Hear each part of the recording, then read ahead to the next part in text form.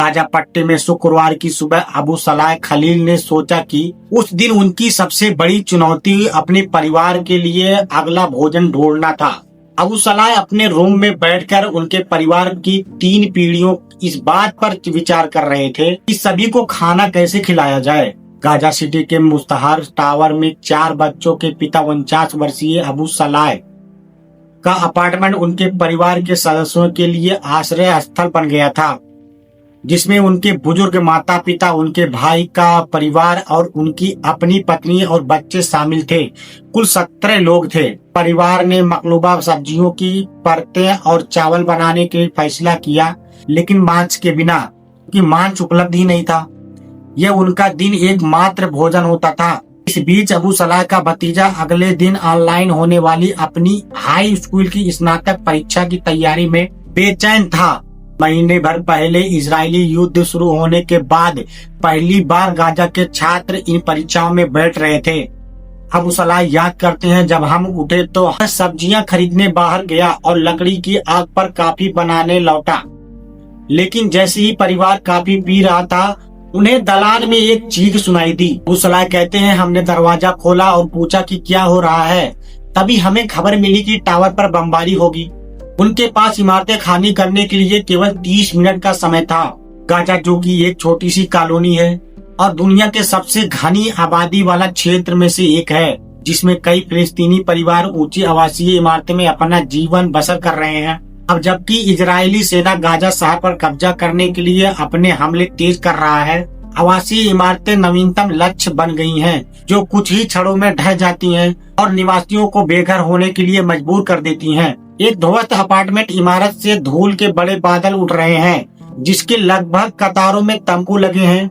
10 सितंबर को पश्चिमी गाजा शहर में इजराइल सेना द्वारा बमबारी के ठीक बाद 12 मंजिला मुस्तार टावर गाजा शहर में स्थित पहली ऊंची इमारत थी, जिसे इजरायली सेना ने शुक्रवार के बाद में नष्ट कर दिया। प्रत्येक मंजिल पर 8 रूम हैं। यह कुछ परिवारों के लिए एक रहने का स्थान था, जिसमें कई लोग पहले ही भाग गए थे।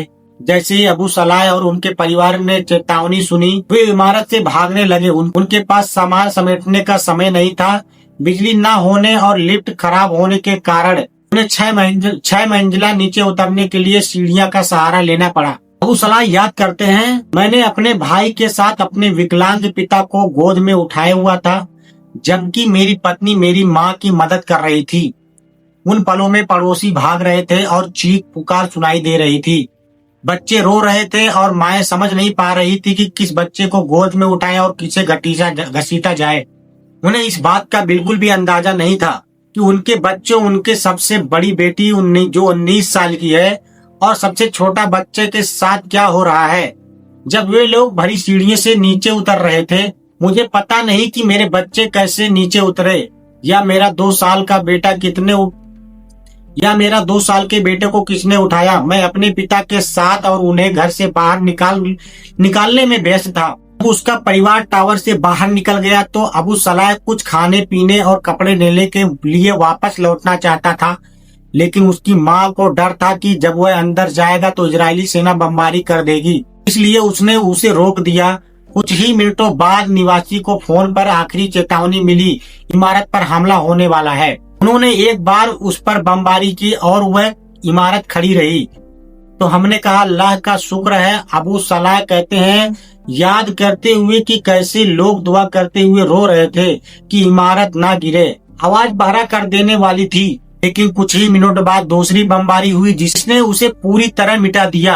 काश मैं घर के दीवारों को गले लगा पाता, उनसे कह पाता, मजबूत और ऊंचे रहो, मिसाइलें से प्रभावित मत हो। अबू सलाह का कहना है कि उनकी एकमात्र चिंता अपने परिवार को सुरक्षित बाहर निकालना था, लेकिन जब उन्होंने टावर के गिरते देखा तो उनका शरीर कांपने लगा। उनका परिवार अब सड़कों पर रह रहा है। रात में हम सदमे से सो नहीं पाए।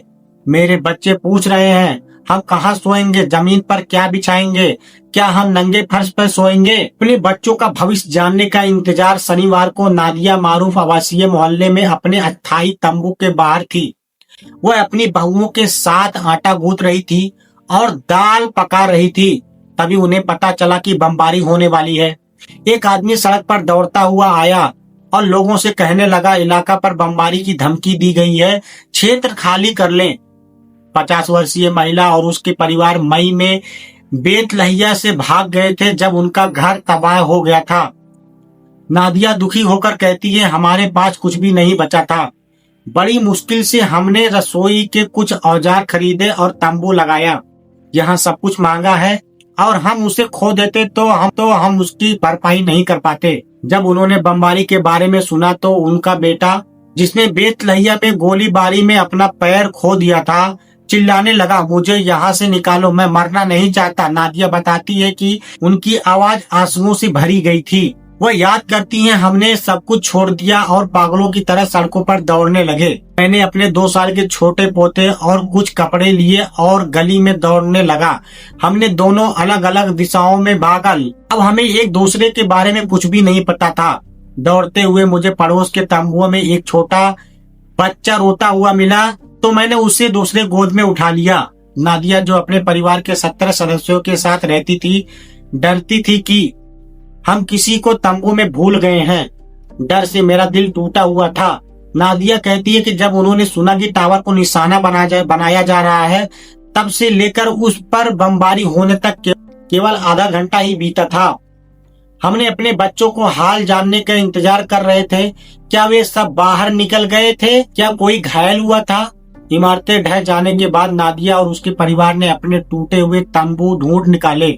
हमने अपना सामान निकालने के लिए हाथों से खुदाई और पत्थर हटाना शुरू कर दिए। अब हमारे पास कुछ नया खरीदने के लिए पैसे नहीं थे। पूरे क्षेत्र धूल और मलबे से ढका हुआ था और जब नादिया वहां पहुंची तो उसे सांस लेने में कठिनाइयां हो रही थी। वह कहती है, मुझे नहीं पता कि मेरे पैरों ने मुझे भागने और बच निकलने में कैसे मदद की। मेरा पूरा शरीर कांप रहा था और मेरे दिल की धड़कनें बमबारी की आवाज से भी तेज हो गई थी। 7 सितंबर को गाजा शहर में इजरायली हवाई हमले के बाद एक आवासीय इमारत के ढहने के दौरान उठते हुए धुएं और आग की लपेट देखकर सभी फिलिस्तीनी भाग रहे थे वहां से। इजरायली सेना ने रविवार को अल रुआ टावर को भी नष्ट कर दिया। सारा कहती है कि यह टावर, जिसे उनके पति अहमद सामिया, जो एक इंजीनियर हैं, उन्होंने डिजाइन किया था। बाकी इस खबर पर आपकी क्या राय हमें कमेंट बॉक्स में जरूर बताना और ऐसे ही वीडियो देखने के लिए हमारे चैनल को सब्सक्राइब जरूर करें। मिलते हैं अगले वीडियो में, तब तक के लिए जय हिंद, बाय बाय।